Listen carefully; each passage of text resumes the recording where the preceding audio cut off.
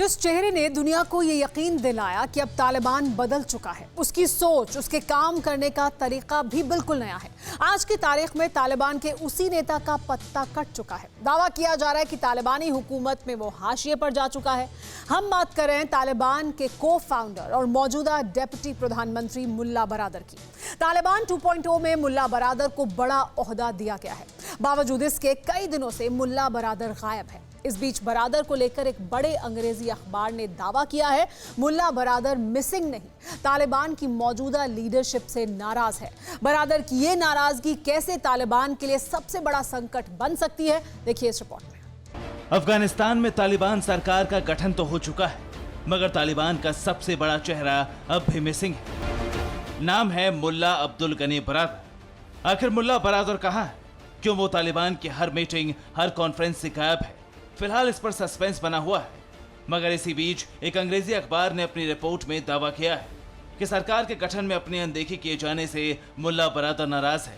तालिबानी सरकार में आईएसआई और हक्कानी के दखलंदाजी पर भी उसे एतराज था।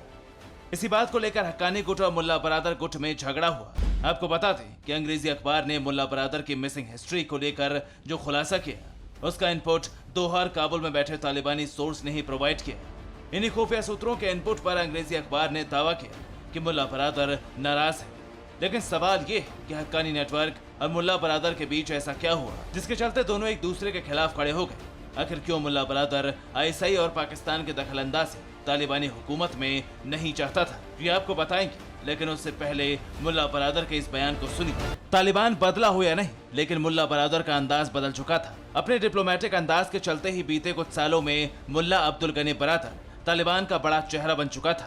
क्योंकि तालिबानी जमात में होने के बावजूद मुल्ला बरादर शांति की बात करता था और पाकिस्तान शांति का सबसे बड़ा दुश्मन है। इसीलिए जब मुल्ला बरादर के सुप्रीम लीडर बनने की बात हो रही थी, तभी बाजवा ने अपने शागिर्द फैज हमीद को काबुल रवाना कर दिया।